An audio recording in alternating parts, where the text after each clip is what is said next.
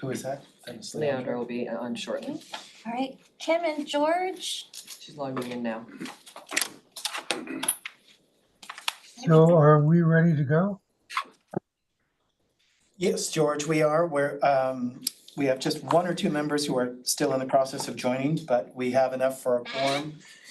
So you can start anytime and we'll take the roll after that and proceed. Great. So why don't we begin this meeting of the Presidential Search Subcommittee of the ICOC. I want to welcome you all and thank you all for your willingness to serve in this really important task of choosing a new president for the stem cell agency.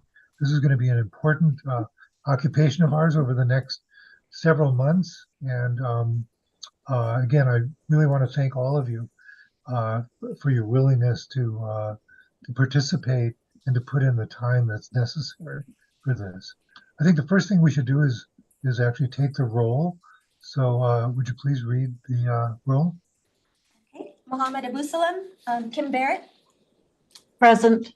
George Blumenthal, Here. Maria Bonneville, Present. Leandra Clark Carson, Present. Anne-Marie Dulange, Fred Fisher, Present.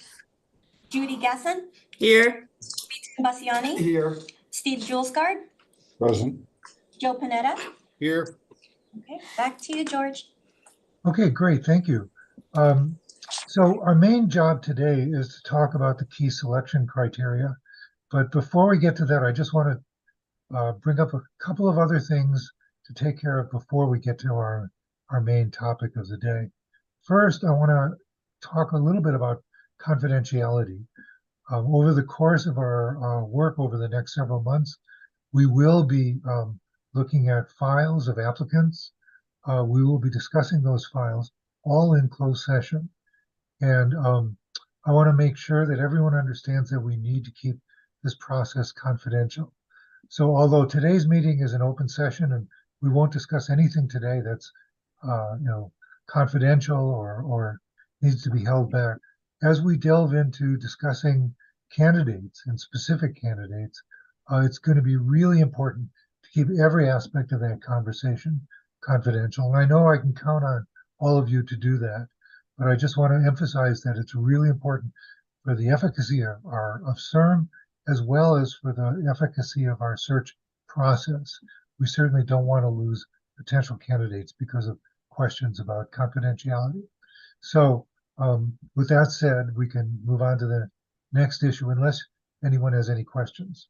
George, can I just add something to that? Sure, please do, Karen. Of course, we initially may be looking only at prospects that the search firm has sourced who may or may not have interest in being candidates that we would then want to sort of interest in the position, but it's very essential that we give priority to their current position. And that is another reason why confidentiality is so exceptionally important. We may lose really attractive candidates if we can't convince them that we will be mindful of their present position. Thanks, Kim. I completely agree with what you said. So anyway, any other comments on confidentiality or questions? Okay, moving right along. The second thing I wanted to mention is that is a suggestion that Kim and I want to put forward, that the entire committee do training in implicit bias training. Let me remind you or point out to you that at many universities, and certainly throughout the UC system, whenever there is a search for an important position, even faculty positions, it is normal for the committee, the search committee, to do implicit bias training. That can be done online, and we can certainly promise to find a good training program that will not take too much time, but which will, bring certain points across. And I know that several of you will have already gone through this, as I have many times, but I still think it's worthwhile for the entire committee to do this as a whole, and to know that every member of the committee has undergone this training. Does anyone have any objections or any comments on this? Okay, hearing none, we will provide you with that information going forward. I just wanted to make sure that everyone knew about that. The third thing I wanted to mention was that Scott has shared with everyone a rough schedule of how events will transpire over the next 6 months or so. I think it's worth taking, at some point taking a look at that schedule, because I think it does contain the broad outlines of what we will be doing. It is, however, not a schedule etched in stone. It is only meant to be a rough guide to what we might expect to be doing and when. The specifics of what, specific deadlines that we will set for ourselves we'll do subsequently. But I think it's a useful document to look at. And even the procedures implied in that document are not necessarily set in stone either.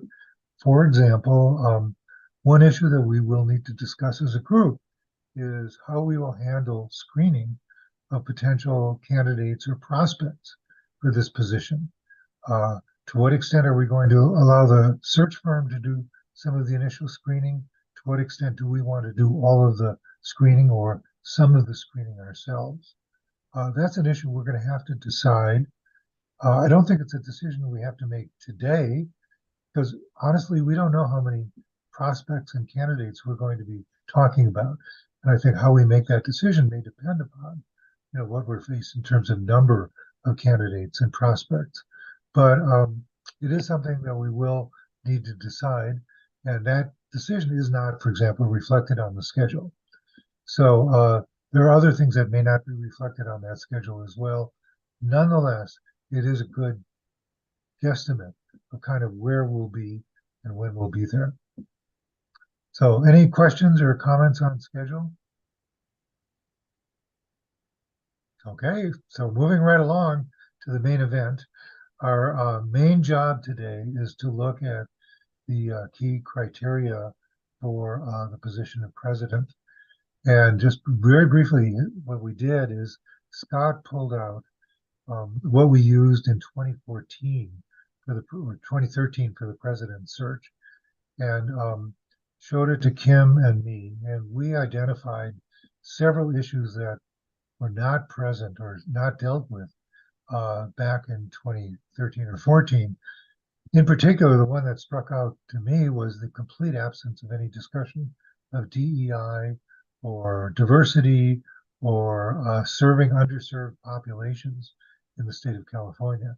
So we've added language to that effect to the draft, and we've edited, both Kim and I and Scott have each taken a hand at providing some edits for that document that was circulated to you.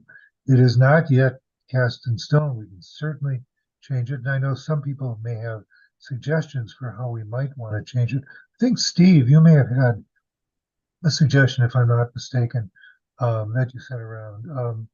So we certainly can discuss those changes. Scott, do you want to pull up that document and share it? Is that a good way to go about this? Scott, you're muted. Thanks. We will put that up to the screen right now. Would you like the track changes? We have options. We have track changes. We have a clean version of the edits that were shared, these first round of edits. So looks like Claudette has the clean version right now. That's So probably the one. I think it's a little too confusing to work with the edited version, but we can go back to it if questions arise. very good. I suggest we work from the clean version too. And so now I'd like to open it up for suggestions for what we might do to change it. Procedurally, what's going to happen is we will try by the end of the meeting today to have a draft copy that we can present to the board's meeting on Thursday. And hopefully the board is welcome to make additional suggestions and changes. And then after the board meeting, we will hopefully have a finalized document. And I say finalized in quotes, because my understanding is that this document will then go ultimately to the search firm that we select, and that they will use this document as a basis of preparing the material that they will be circulating to potential candidates and to potential prospects. So it still has a lot of massaging to do before it actually goes out and meets candidates. But we may as well get it as right as we can, as early as we can. So with that in mind, I'm happy to open it up for comments or suggestions. And Steve, I see your hand is up. Right, so a question regarding process and then kind of getting started. My suggestion is we just deal with each bullet point as they come. And then any comments that deal with them, and once we're done with that, then move on to the next bullet point. So if you will indulge me, I'd like to start with the first bullet point. I'd like to understand what the language, especially for underserved populations, is supposed to get to. What's the purpose of that language?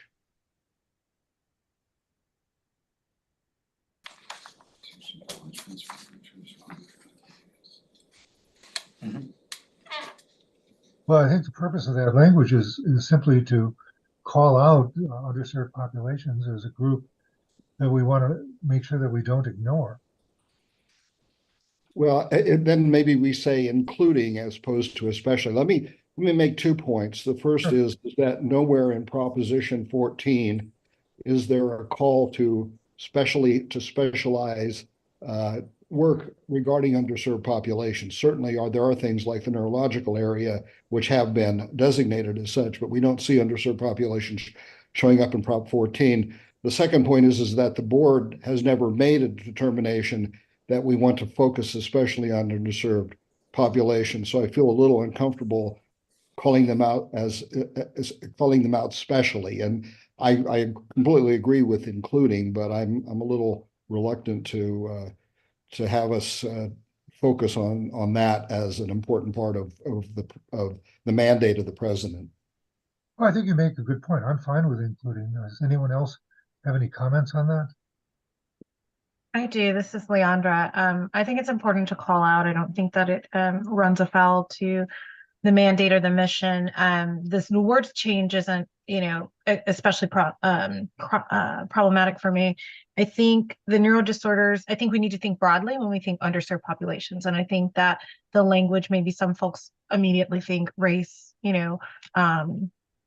but it could also include some of the disorders too. I'm thinking that's how I was much more expansive in how I thought about. So putting including or putting, for example, and listing a couple of things I think is fine too. But just wanted to add that when I see that, I don't just look at, and not saying that anyone else is, but I do see it more expansive, but also recognize that some folks might feel narrowly drawn and that could be distracting. Yeah, I think that the wording that preceded that, unmet medical needs, I think everybody would agree with. And the question is were we going to be adding something in addition to that? I would just point out that I think the single greatest area that I'm aware of anyway that we've made, disease area that we've made an investment historically in, approximating $80 million for one company is in the area of treating type 1 diabetes. Now that's, certainly a continuing unmet medical need, but it's a broad part of the population that has it. So anyway. My original raised hand, and thank you for that, Steve. I appreciate that. And I'm in agreement with the change. My raised hand was about the second bullet point, actually. Are we ready to move there, though? I don't want to get ahead. Let me just ask, any other comments on the first bullet point? Just that it should be including for underserved populations, because underserved populations are not an unmet medical need. Oh. Base FOR. Yes, thank you. Okay. Thanks, Kim. All right, Leandra, you wanted to talk about the second bullet. Sure, just a question and then maybe a suggestion.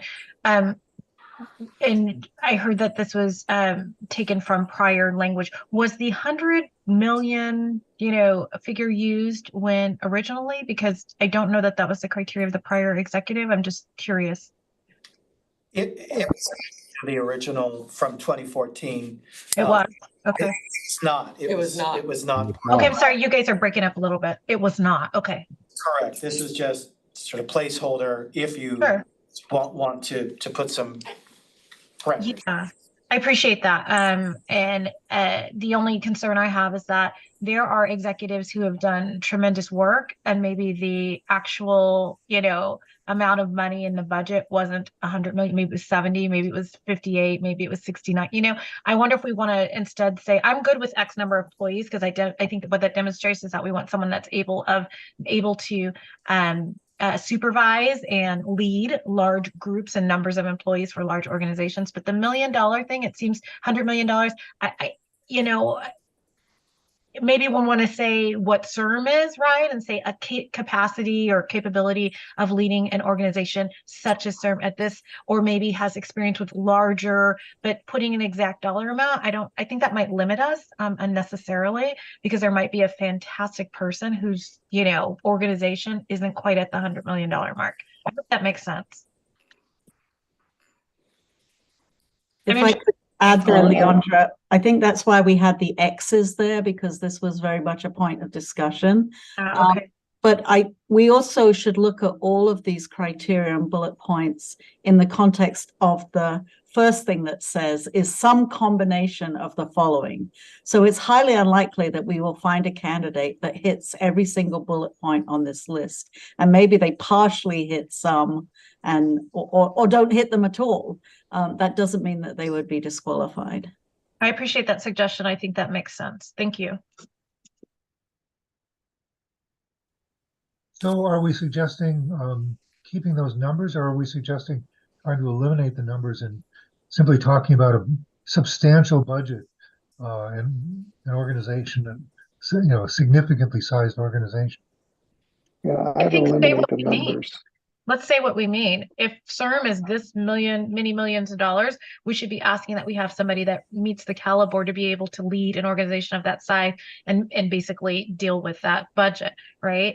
So either we just call out that, or we say someone that has a leadership capability of leading a large organization such as CERM, something to that. I don't have exact words. Sorry, it's been a long day, but something to that effect.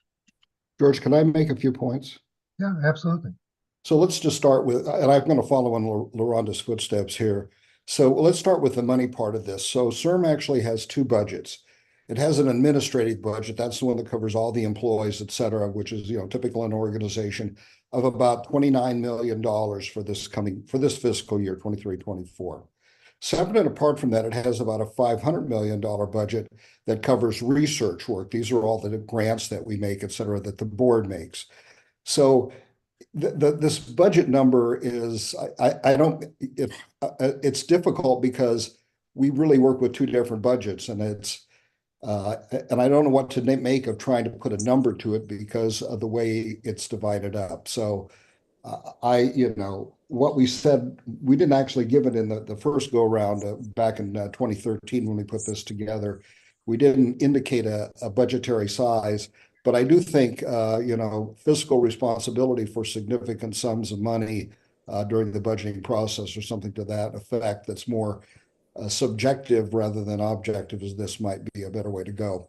The employees, so CERM currently has about 60 employees. Maria Bonneville may know better. I don't reckon we're going to get too much above that. We'll hire some more for affordability and accessibility, but that's kind of our cap. So requiring somebody for 200, having somebody for 200 employees, I think, may miss some great leaders. By the time you get to people who have 200 employees, they may not be well connected with people further down in the organization. And I think what we do need is a president who delegates authority but stays connected with the entire organization. So I'm a little worried about having that high a number for employees.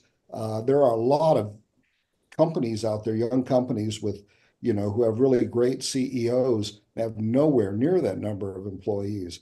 So I'm suggesting that maybe we think deeply about whether we really want to put numbers to this or use more subjective language like substantial or significant or whatever. Agreed. I agree. I think the numbers hurt us. Yes. Yes. I feel like Maria is trying to say something, and I just whenever someone's speaking from, it looks like 4033, the room, you're coming across really kind of fuzzy and broken up, at least for me, so I can't fully hear your interjection. Sorry. Thank you, Leandra. I was gonna comment, similar to, the direction Steve was headed.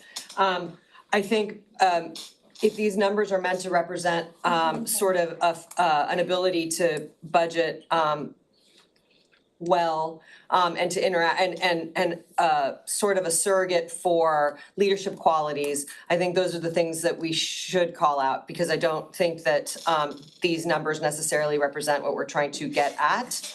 And I would recommend, just from calling out fiscal responsibility, I think is really important. And I didn't really see it in this document, stated very obviously, and that's just because we're a state agency, and we really do need to keep those things in mind and understand that there is scrutiny around how we budget and what we budget. So I think that that's just something to consider. Great.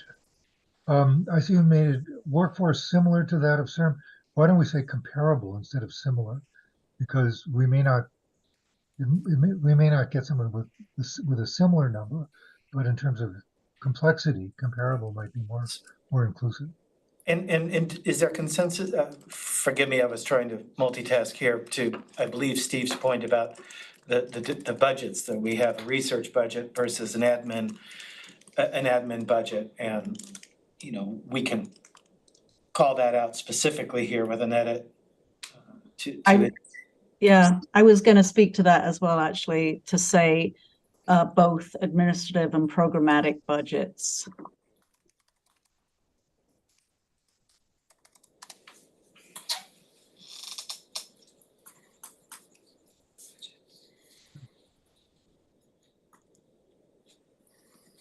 Joe, you had your hand up. Thanks, George. And I'm not sure if we cover this further down, because I did read this before, but I can only see what's up on the screen. My concern is that we had a pretty specific reason for being where we are, with needing a new leader. And what I heard in the review was that one of the biggest challenges was building a culture of communication and interaction with the staff and trust. And I don't think we really hit on that if this is where we want to cover that. And I just want to make sure that we're clear about what is probably the number one reason that we needed to make. Joe, Thank you for muting, Joe. We shouldn't be talking about personnel matters in this open meeting. All right. Well, we need a leader who has the ability to build trust on a team and build loyalty on a team. I'll just make that comment. Yeah. We could certainly add a bullet point talking about the ability to delegate and build trust with the workforce. Just to that point, George, if you go back to Scott, if you can scroll back to where we were. Keep forgetting everyone. That first sub-bullet says building a diverse, cohesive, intelligent, talented leadership team.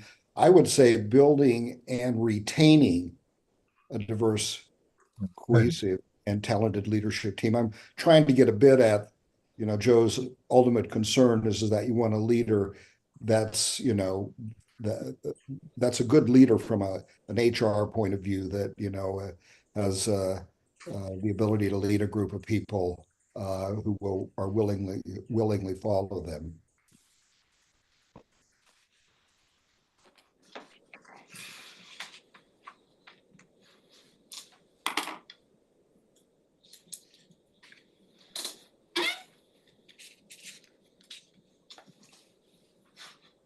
Super. I've added that language, Steve, to address that comment. Yeah, I would also add the comment that Maria made, and this is about fiscal responsibility, because she's right. It doesn't appear in here in any place. And for me, that's always something, at least, when I've been involved in searches for senior people, is that they have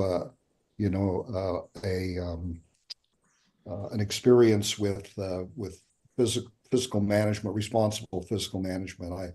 That doesn't necessarily mean the words, but something to that effect, that they exercise good fiscal responsibility, both during budgeting and during the implementation of the budget.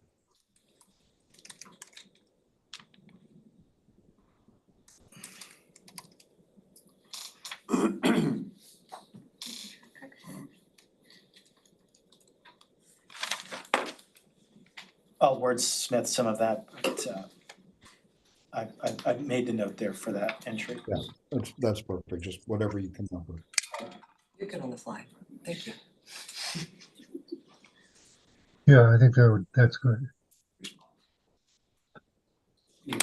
Okay, any other comments on that second bullet point? Experience leading.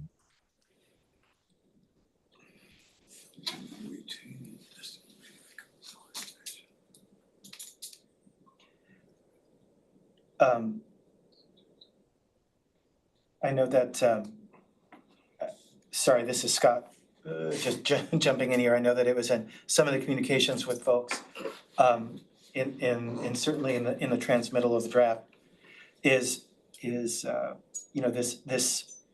second inner bullet here of establishing a compelling vision and strategic plan. There was in the first, I should say the 2013-14, we were at a stage where we were at a juncture where we were really in need of a new strategic plan and such. So I just raised that because obviously we're in the middle of our current strategic plan. So I think one of the things that will be helpful to the recruiting firm and obviously to candidates will be understanding what the board's expectations are with respect to this strategic plan, or their freedom to operate in providing their own assessment and input on perhaps additional directions. Okay, good. We have Kim and then Fred. Even if we are not in a position right now that we need a strategic plan developed, I still think it's helpful as one of the potential criteria for identifying strong candidates for this position, somebody who understands how to formulate and do this. Because one hopes that the president will stay for some time. There will be at some point the need for another strategic plan. And I think that there's the sort of nuance of what latitude they would have is something that would come up in conversations during the recruitment, rather than making it or not making it a criterion for strong candidates. Fine. Fred? Yeah, maybe you address that issue by having it be something to the establishing a compelling vision and developing and executing a strategic plan. That way you've sort of covered the developing a plan and executing a plan, which are separate. But we have executing 2 lines down in that sub bullet. Oh, Yeah. They can be combined. yeah, so that gets a little more granular, connected to strategic planning. I'm not sure that that's necessary, because then you could add the word, evaluating progress toward.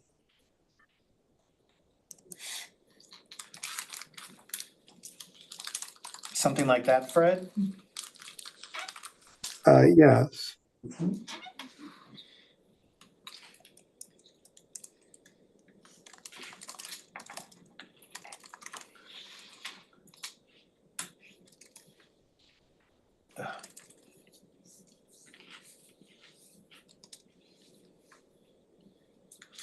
Yeah, I think that works. Okay. Yeah, that makes sense.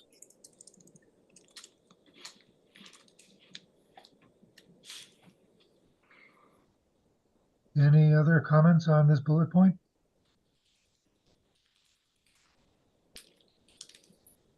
Okay, moving right along. Proven track record of creating a culture of inclusivity within diverse organizations.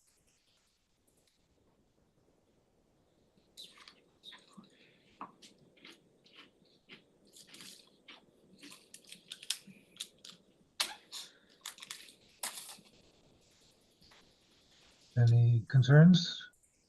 No. Okay, now we go to the new one, fiscal responsibility in budgeting and implementation of budgets.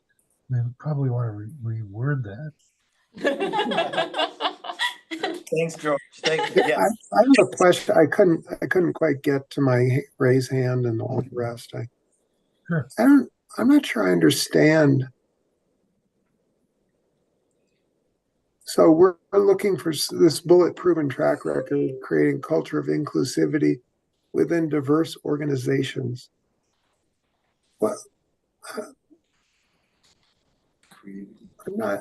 Does this mean that they've worked for a number of places where they have created a culture of inclusivity, or they've worked somewhere where they create a culture of inclusivity within other organizations that are not CERM? I'm not actually clear what this is, what we're looking for with that bullet. Sorry. Well, it may not have been stated well, but I think what was intended was that developing inclusivity within organizations which had diversity within them. Yeah, That's how I something read really it. different. That's how I read it, but I do think that clarification is warranted. We are the diverse organization. Diverse organizations is, in my mind, something different than valuing diversity within an organization. So I'm not sure what we're looking for. Let me see, does this, whoops.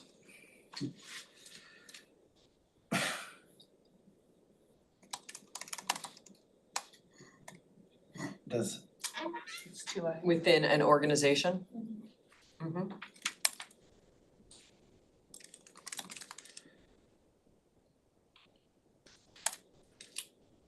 I mean, look at you, Scott. yeah, I don't- Fred, does this address your concern? I know what that means. If that's what we mean, great.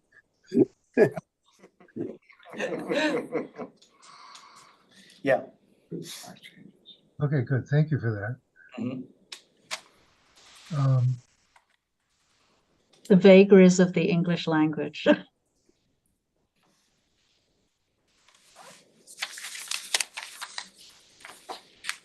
We could make the next one experience creating and experience budgeting and implementing budgets in a fiscally responsible way.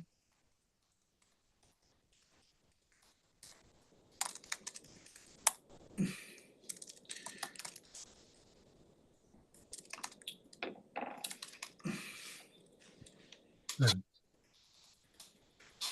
Looks misspelled, but.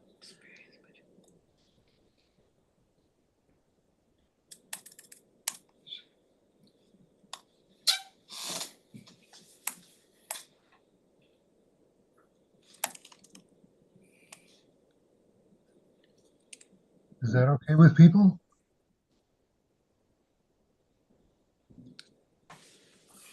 Okay, not hearing objections, we'll move on.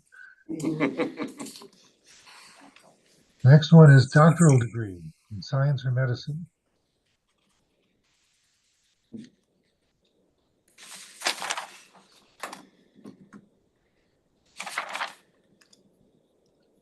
Okay. Oh, Fred? Yeah, this is a tricky one for me.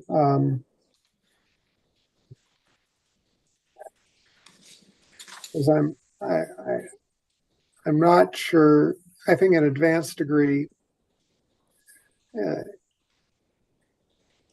is important, but given the expertise that we have on the board, on the grant working groups,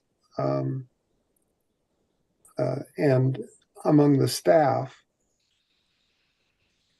in my mind, the CEO doesn't necessarily have to match or have those kinds of degrees. It's really more about managing a team rather than having that specific expertise. I haven't experienced the CEO weighing in on the science. It might be my limited, perspective given the visibility that I have, but I do have questions about this. There might be someone really great that doesn't come with that scientific background necessarily. Okay, Judy? I'd like to leave it in. First, to reiterate what Kim said, we may not find a person that has every single one of these qualifications, but in my mind, the CEO has to go to local, regional, national, and international meetings and talk about what CIRM is doing. And they have to be able to talk with the visionary scientific leaders around the world at scientific meetings. And I think, while I completely agree with Fred that they have to be able to walk and chew gum, that they do need the administrative experience and expertise. I think in order to represent the agency professionally in the environment in which they're going to be living, it would be important that they have, at least we consider someone that has one of these doctoral degrees. Thank you. Thanks, Judy. Kim? Yeah, +1 to Judy. I think we'd be exceedingly surprised if the head of the NIH or the NSF was not somebody with a doctoral degree in science or medicine. And I don't see why we would not look to at least have this as one of the listed criteria, if not an absolute requirement. I'm sure there are plenty of people out there who have the credibility who don't have a doctoral degree, but that doesn't mean that it shouldn't be on the list. Thank you. Steve? Yes, I'm going to third what Judy and Kim just said. So in my experience in the company world, the best run companies that are really based on science have at their head people who have advanced degrees in science or medicine. Science might be protein chemistry or one of the other molecular biology, that sort of thing. But they really understand science basically. There are clearly heads of organizations that don't have that, but there tend to be larger organizations where things like commercialization, sales, et cetera, become more important. But I think for a science-driven organization like this one is, because that's what we're really focused on, we need somebody with a good understanding of science at the top. So, Fred, we're hearing a number of voices feeling that it's okay to include it in the list as long as we've listed this as not an absolute, but a highly desired. Yeah, and I appreciate the insights that people are lending me. I think about, and a scientific organization may be different. I watch with interest the CEOs of giant companies moving from one company to the next, where they see that they know how to build cars, but they're going to an organization that makes soup or cleaning products. So I don't have a problem with it being listed. And I guess it goes to whatever's at the top of this list in terms of how it frames. We'll have some combination of the following. Yeah, that's fine. Okay, good. Thank you. So I think we can move on to the next bullet point, which is experience reporting to a board of directors with the confidence and ability necessary to develop collaborative and productive relationships with its members.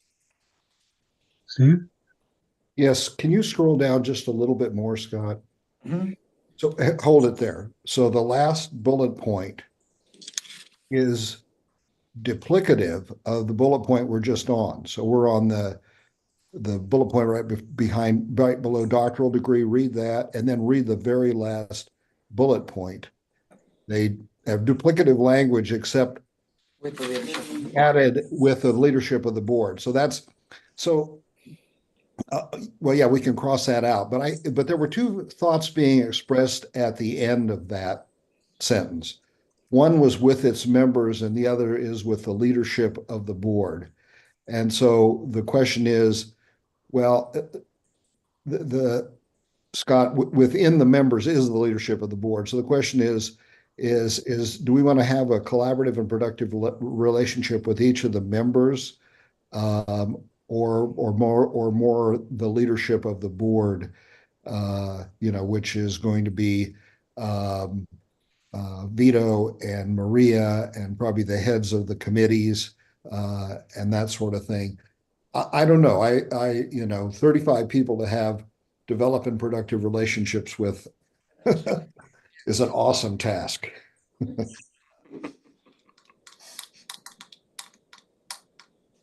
I just posed the question. I'm not sitting here, I'm trying to think if I'm that person, what's expected out of me? If I'm the president and this is what's on my list, this is my job description, as to what's expected out of me.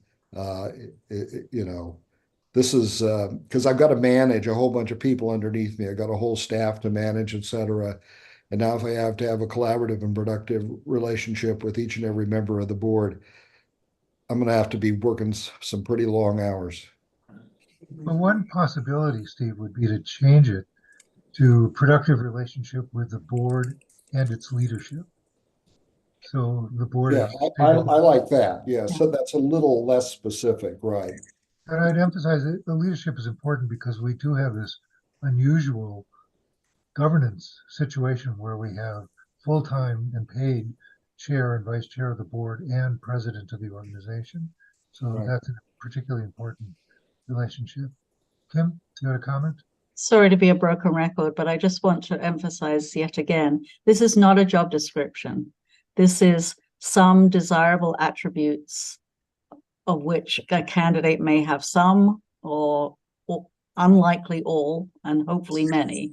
But I do think it's helpful for the president at least to know who the board members are and to make some effort to connect with them on a personal basis, not just collectively with the board as a amorphous blob and then its leaders more specifically.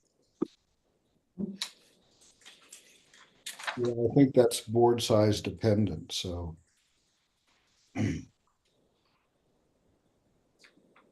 So Kim, are you suggesting we change it back or are you kind of okay with this? No, I'm okay with it as revised. I think we just need to keep very laser focused on the fact that this is not the job description. This is something completely different. And we want this to have a number of criteria so that many different types of people can see themselves in this role, and cast the net as widely as we can. Great. Excellent. Okay, let's move on to the next one, which I won't read because it's longer. I'll let everyone read it themselves.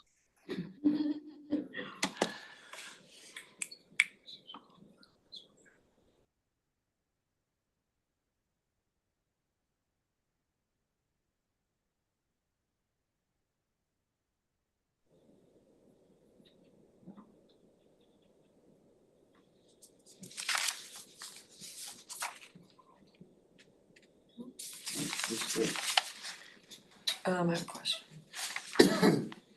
So I have a comment on this, which is we might want to add one more item in that list, namely basic science, because that isn't currently included, and yet it is an important part of our portfolio. Maria? I think preclinical development would encompass that because that covers a lot.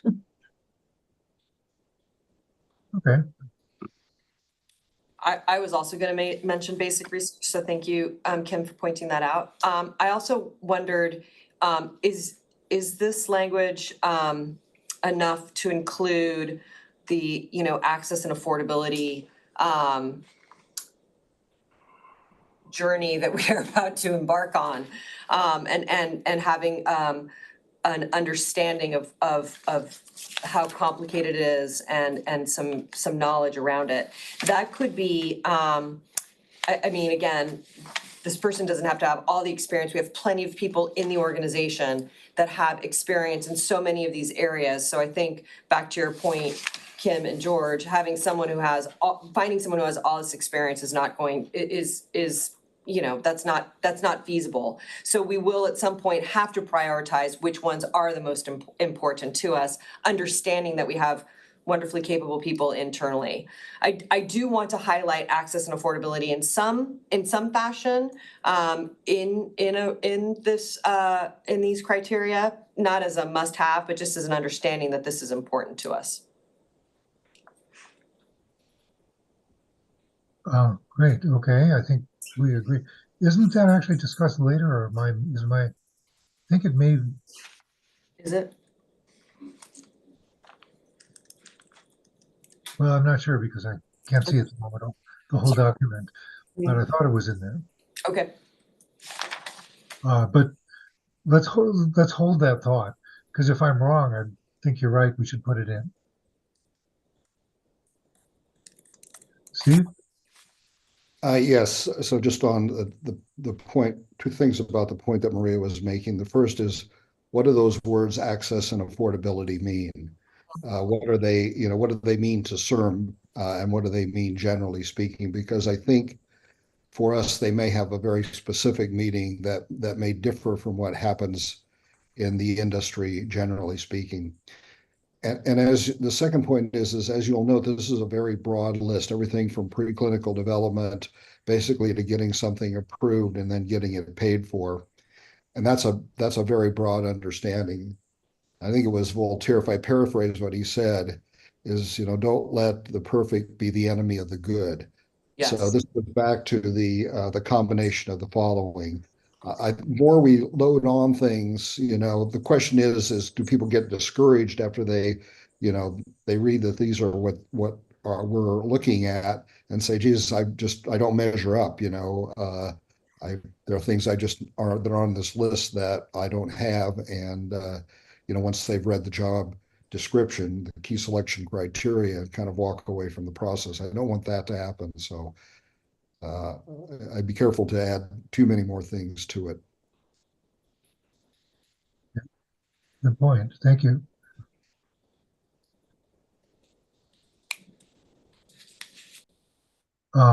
Fred, you had your hand up? Yeah, I did.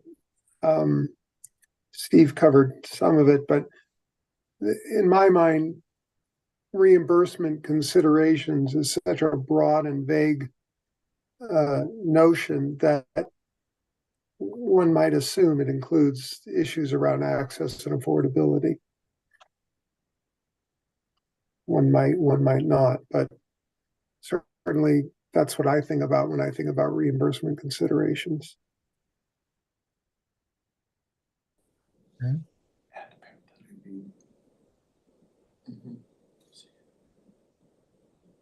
Any other comments? Yeah, the word for patients or cultivate access. Okay, so with the caveat that we may want to come back to talk about access and affordability in a subsequent bullet point, can we move on to the next one?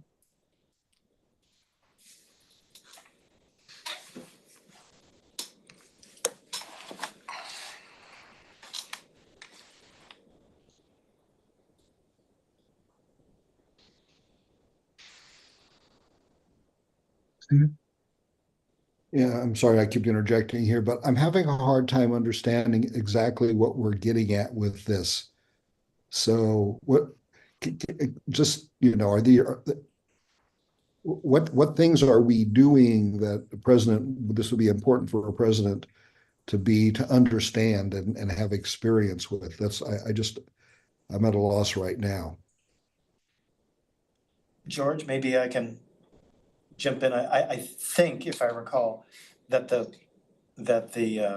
point of this was, I guess, to call attention to CERM being primarily a systems type of organization where we run systems that recruit a program, systems that evaluate those programs, systems that determine the funding and then manage those grant awards, as opposed to an organization that conducts science or conducts research or something. So in terms of the attributes that a person might have in their background, someone with I guess this maybe goes to Fred's earlier point about sort of someone being good at one particular product, if that's what your expertise is, or manufacturing, if you're looking at a manufacturing company, that you would bring that even if the product is different, let's say. I think that's what that was trying to reach, perhaps inartfully. Maybe we give as an example of that, Scott. So I take it you're talking about some of the programs like translational, starting way back, discovery, translational, and clinical programs. Are those examples of what you're talking about? I think so, yes. It's hard for me to imagine what the universe of external. I'm just giving an example. I'm not trying to be all encompassing, just to kind of. Yeah, that would be it, exactly. We have different pillars that have everything from identifying and recruiting quality applicants to evaluating those applicants to overseeing and managing their awards as we do to try to propel successful outcomes of those projects.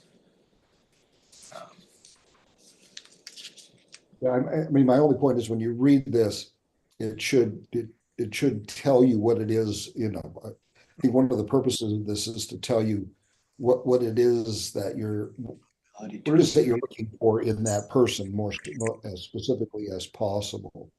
And this one just, and I apologize, I may be the only one who feels this way, but just doesn't seem, clear enough to really, it's a very broadly phrased sentence. And I was sort of struggling with trying to figure out what we were getting at. So I'm happy to move on if everybody else is happy. It's just. To be fair, Steve, up until this point, we haven't really expressed that we're a funding organization. If you were to read this, it doesn't totally sound that way. So at some point, maybe that's the bullet point. That bullet point can serve as a way of showing that we have to build these systems internally because we give out money. We create programs, we design them, we give out money, we track that money, we see how the projects are doing, and we need systems in order to bring that back together or bring that back.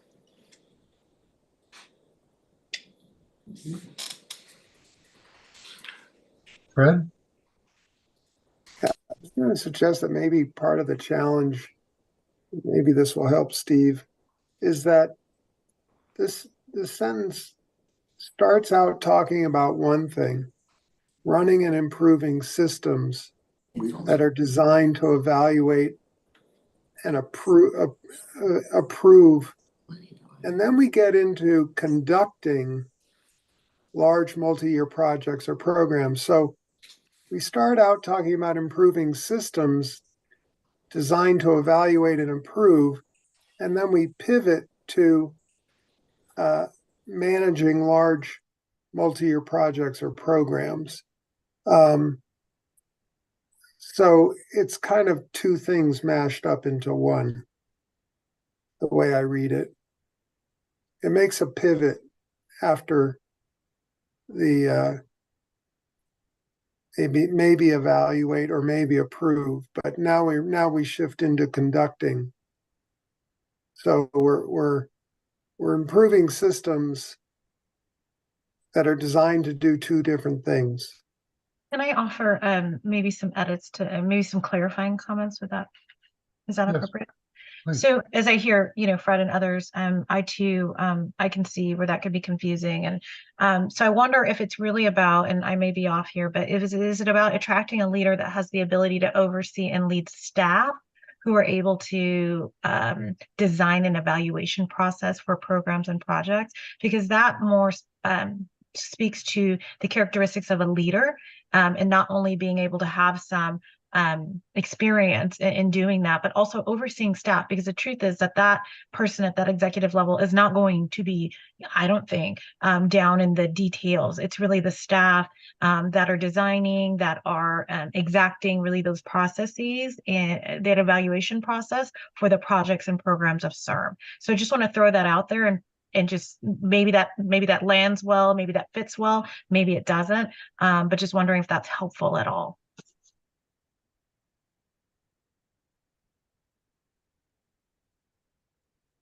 I think that's a valid distinction, and certainly I know this isn't a job description, but we keep thinking about it in those terms.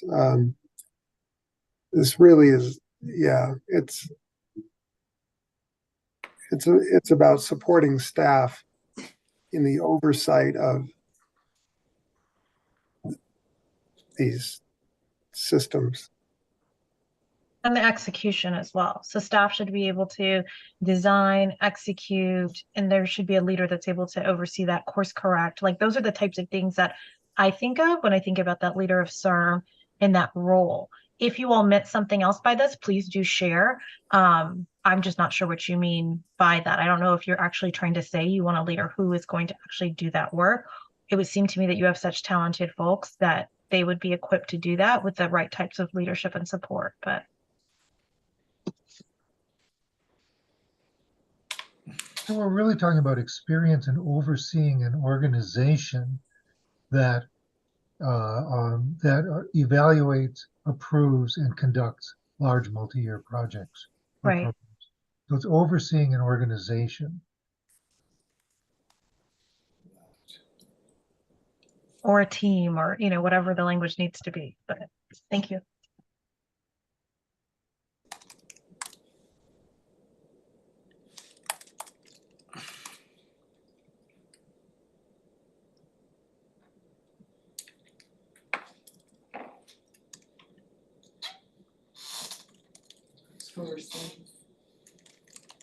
So it's a team that evaluates, approves, and runs.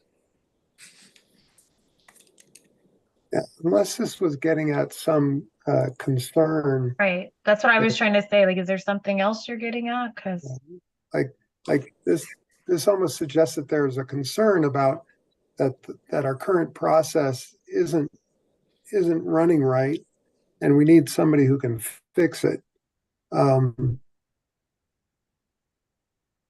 Which isn't my sense, but it might be what the author of this was getting at, because they had some insight around that.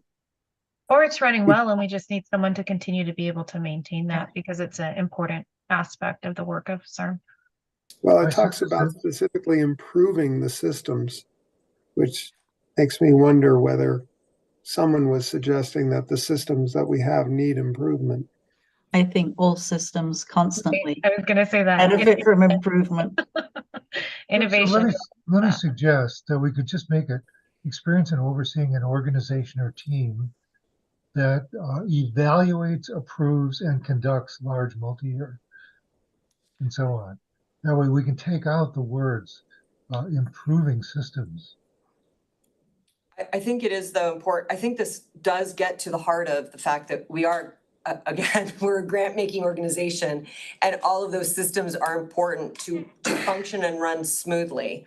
And so I think that's what we were trying to get at with this statement, is that we don't do science here, we enable science. We fund science, and funding science creates the need for systems that we, look at, evaluate, update, and that the team does do that internally. I mean, they do that now. So that's not to suggest that it's not happening, but much to the point of this is how and why we exist, is and for that purpose. So again, I think that making it perhaps just a little more obvious would help. Thanks, Steve. Yeah, so two things. One, I want to follow up on something Fred was talking about. We don't actually conduct these projects or programs. They are conducted by others who we fund. And so what we do is we monitor the conduct, or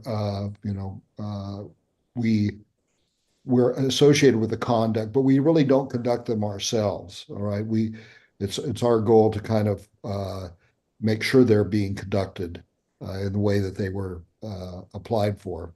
So I would modify the conducts to oversee the conduct of large as opposed to conduct. I think that depends, Steve, on your definition of projects or programs.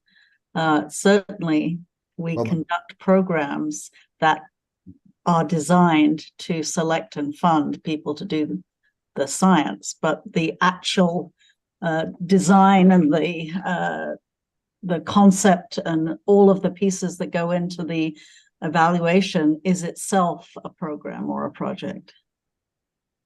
And that may be part of the problem, is we've got so many things lumped into projects or programs. We pick up, choose different things, right?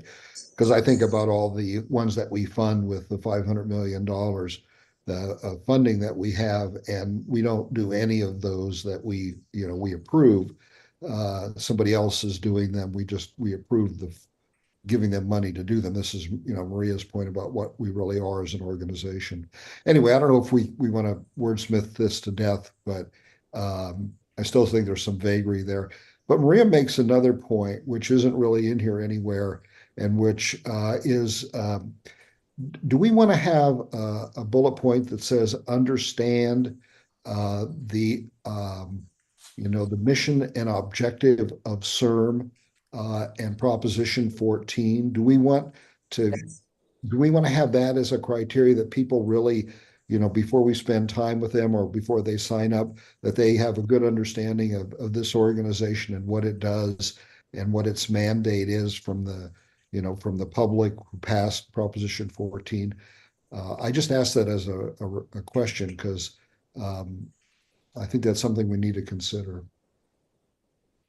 I agree 100%. And I also think that not only talking about having knowledge of the proposition, but also how it relates to the different roles that the leader is going to have to assume. So, their role as a board member, their role as a leader of the staff, etc.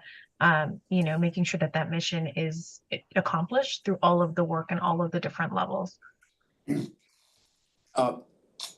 Asterisk, ... in the context of being a government agency.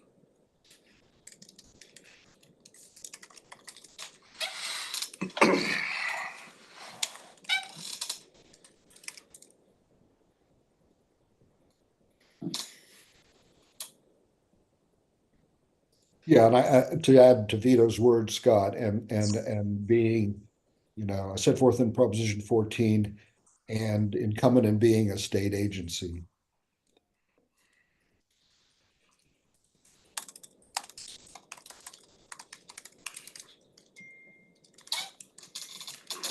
The question is, if this bullet is okay, should this come first? Well, whoever sent this out said it was Not if this list is a list of things that would be nice, but they don't necessarily need to. I mean, again, we're teetering back and forth between, is this a job description, or these requirements, or these things that we think would be nice but not necessary? I would say the latter. And I would imagine that there will be lots of otherwise qualified candidates that don't necessarily fulfill this particular bullet, but they need to be at least willing to learn. That's a good way of putting it. I mean, could any, but there will be many of us on this board who didn't understand all of this when selected. I'm sure if I'm on the committee and I interview people, believe me, this will be at the top of my list of things that I'll ask about, because if the answer to that is I don't know anything about this, it's going to be a pretty short conversation. Well, good point. Okay, are we ready to move on? Okay, we're down to See your interest. sincere interest.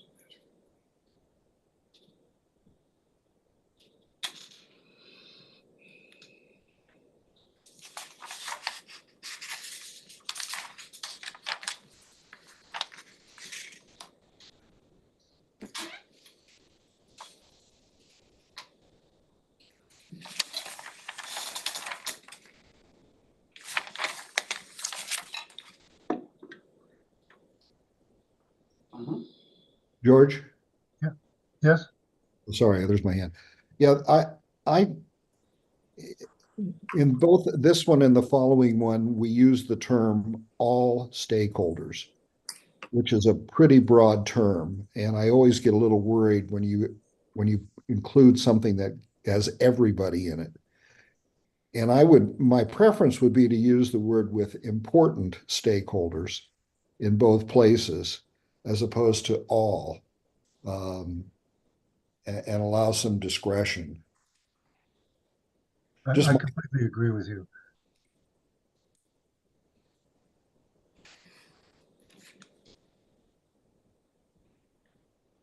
Judy? Judy, I believe you're muted. Almost 4 years, and I still have to be told that I'm mute. I agree with Steve that important is good, but I almost wonder if we could merge these. And the first one would say what it says, and then it would say something like leading to, no, it wouldn't lead to a proven ability. Never mind. Well, what I was thinking was leading to alignment of the mission and vision of the organization with all important stakeholders.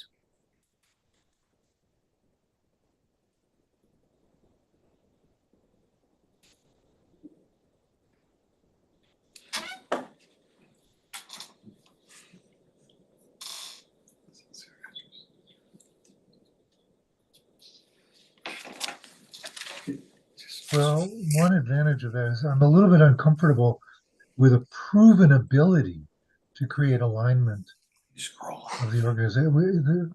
They're starting new. They won't have proven anything at this point. So we may want to change those words at the very least.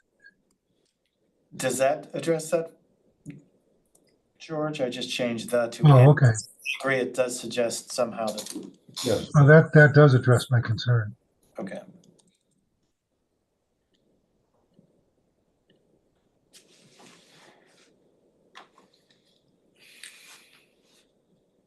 Okay, are we ready to move on?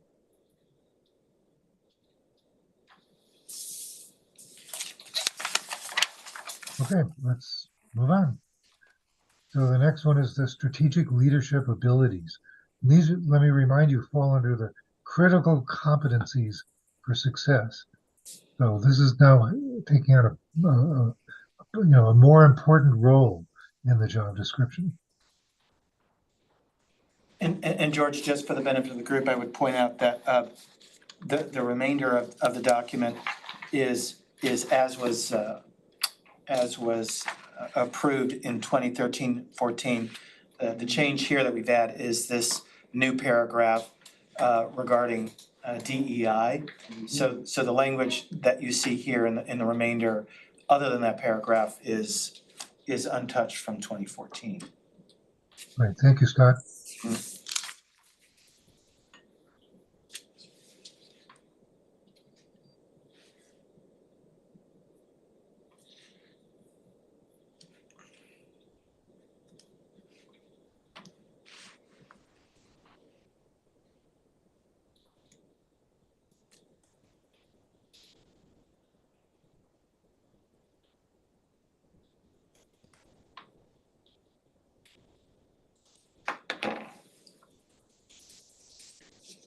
So I'm inviting comments.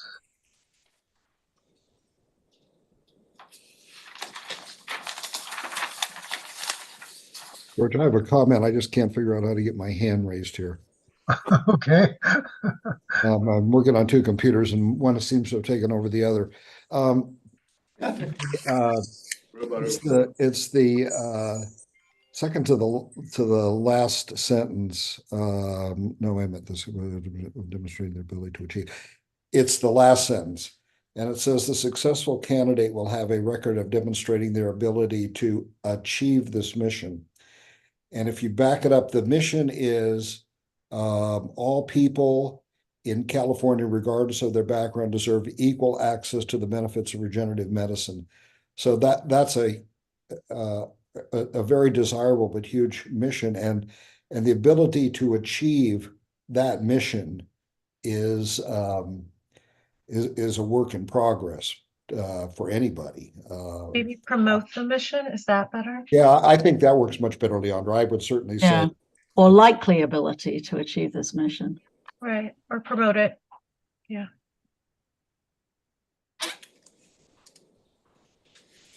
Well, I just don't like the word achieve, because who knows when we're going to get to the end of the mission. I do like the word to, support the mission or promote the mission, or, or that sort of thing. But to achieve the mission it's going to be going on for decades, I think. Pursue is another word. Sorry, what was that, Fred? Pursue. Promote and pursue, or pursue and promote. They're kind of two different things. Both important, I think. All of those are fine. I just wrestle with the word achieve. Yeah, that's a good amendment, Steve.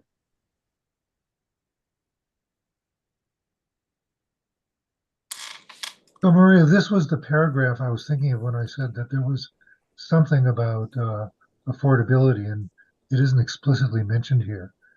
But do you want to comment on that? I think to Fred's point, talking about, I don't think reimbursement covers it all, but it's a start. And if we're not exactly sure what we mean by access and affordability, it's hard to, or we haven't come to that determination internally, it's hard to set it out this way. I think that probably needs more conversation. Okay. But I do think this thing saying about deserving equal access really gets to the heart of what we're trying to accomplish. Yes.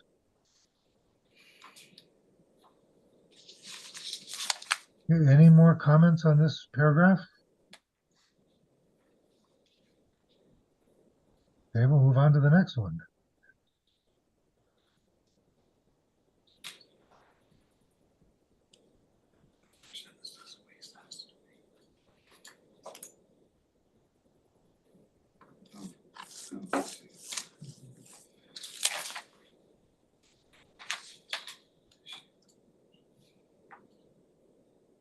I don't, collaborative and delegation, is that where we're looking? Yes. The first sentence, I'm stuck, I'm so sorry. Help me. The ideal candidate will work as effectively through influence as through direct authority.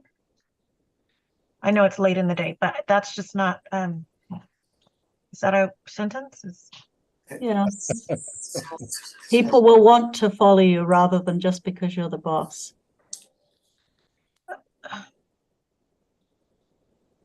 Work as effectively through influence as through direct. Okay. Can we reword it then, please?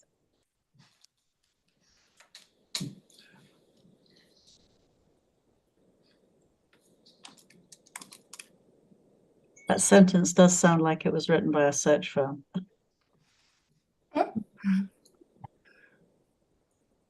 As effectively through.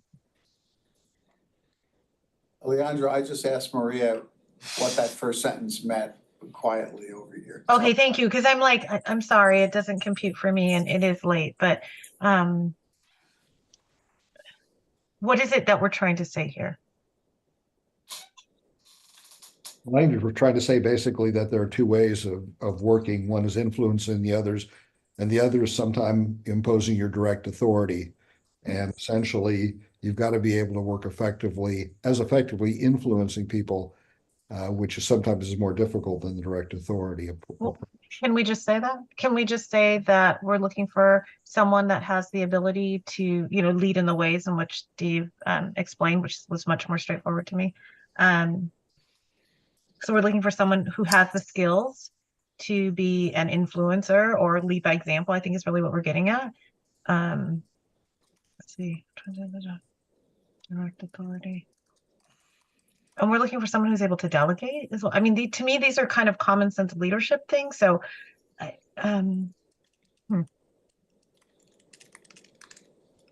Well, yeah, you need to have both of those, I think, Leandra. That's just the point. Sometimes, no, I agree with you. I just think.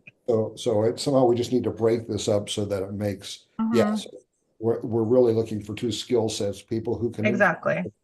But who can also, if the need calls for it, can assert direct authority. Of course. The decision. If we could just write that more directly, I think that's helpful. At least for me. No, I agree. No, I think you're right. So Scott will wordsmith it. Yeah.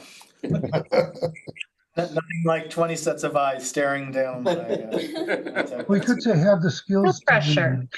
Have the skills to lead both through Yes. direct example and through direct authority. Yeah. It's somewhat repetitive, but it's. You get where we're going, Scott. Have fun with it. Yeah, I like what George said.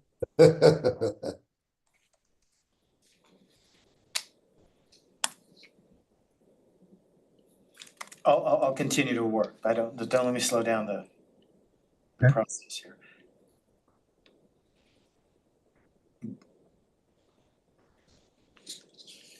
And I like the last sentence. I think that's an important one. Right.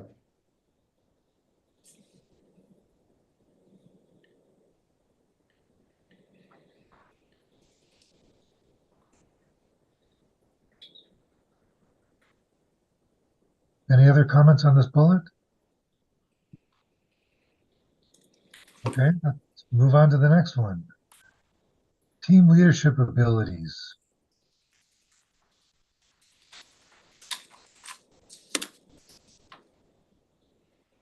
I think it's hard to improve upon what's already here. I agree with Steve.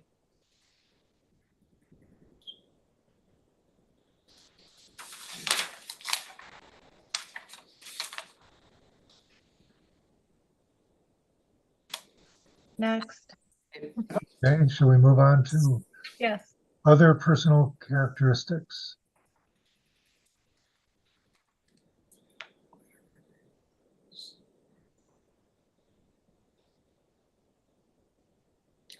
Sorry. What happened? Where did it go? I had a big fear that suddenly my computer would shut down, so just making sure I don't do that. I know, we were like, what are you doing? I like all those things. That's my comment. I think this is great. I think these are the sort of intangible things, but they're really important. Great. So does that mean we're done? Could be. That's what your computer said. Computer is timing out. This was a great discussion. It's very exemplary of the great committee that we have that is going to really dig into the candidates. Exactly, and it's impressive that You're a sweet talker. It's also impressive that we timed it out so well. Finish our job on time at the end of a long day. So the procedure now is that Scott will write up a final clean version that we will then present to the full ICOC. I don't think there's any reason to present the track change version to them. And the ICOC can further wordsmith it, or they can approve it. And then once it's approved, it will go to the yet unchosen search firm. And since we have 1 or 2 minutes left, Scott, do you want to say anything more about the process for choosing a search firm? Sure. We have, Ask a question. Scott, do we need any public comment before we go? yes, we'll have an opportunity for public comment as well. For the process for the selection of the firm, the RFP has been posted. And we have identified a long list of search firms also to reach out to let them know that the RFP is available now. We anticipate that it will close at the end of the month. Then we will bring a set of recommendations. Last time in 2014, the chair of the committee and board governance and another member of the board, of the subcommittee, tried to help the process along by identifying sort of who the top tiered candidates are that had worthwhile responses as a way of prioritizing the work of the committee. So was able to conduct some interviews with those firms in advance of another meeting of this committee. So the next meeting of this committee would be to select the search firm that would be engaged. And presumably, if it is the wish of the group, the leadership of this committee would do some legwork in the background to help prioritize and rank some of the respondents so that we could use that time efficiently. Scott, is the selection of the search firm done in closed session or in open session? The final selection is done in open session. And Scott, did you say the RFP will be closing at the end of December? Correct. All right, that's soon. That's great. Yeah. This December. So Scott, back in 2013, what we did is provided for qualifications and criteria for evaluation of search firms. So we put out a whole list of things that a search firm needed to meet. I don't know if you remember that or not. Yes. Right. So That's I right. just intended to draw the metes and bounds for search firms that are going to submit proposals. They already know, what the milieu in which they're going to operate. Right. Okay. Yep. Okay, I think we also need to hear public comment. Is there any public comment? Peter? No, I'm not, public. I had a comment, George, if there's nobody. There are no hands raised for public comment. Okay, thank you. But yes, go ahead. Yeah, I just this was a very successful meeting in my opinion, but I think part of the success was the quality of the document that we were presented to work on. And even though we kind of shredded it, it still was a very comprehensive. And Scott, I think you're probably responsible for it. I want to thank you for George and Kim are who you're thanking. Well, thank you very much for all of the pre-work and for arranging this so nicely as a working document. It was a model. It was very helpful, and we got through it expeditiously. So thanks. Great. Well, I think now it is a collective document, so we can all take pride in it. Okay, any other business that we need to take care of? No, I think you're free to adjourn, George. Okay, so I think with that, we can adjourn. And again, let me thank you all. Thank you, George and Kim. Yeah, thank you, George, again. Thank you, everybody.